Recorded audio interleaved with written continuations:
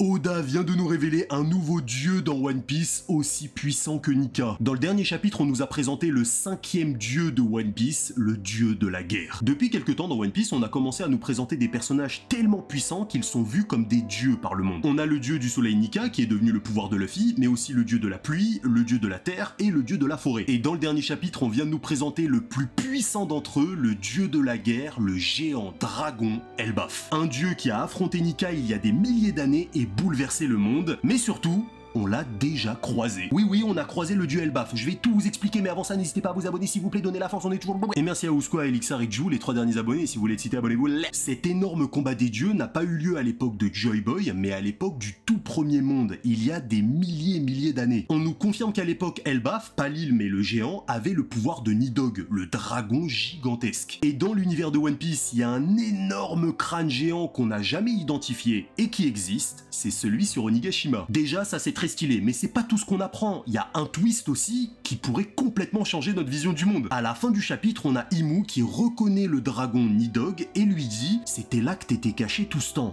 Est-ce que ça veut dire qu'à l'époque de Joy Boy et Imu, Nidog était du côté des méchants? En tout cas, ils ont l'air proches et quelque chose me dit que Nidog n'a jamais fait partie du camp des gentils. Sauf cette époque, parce que Loki mon gars.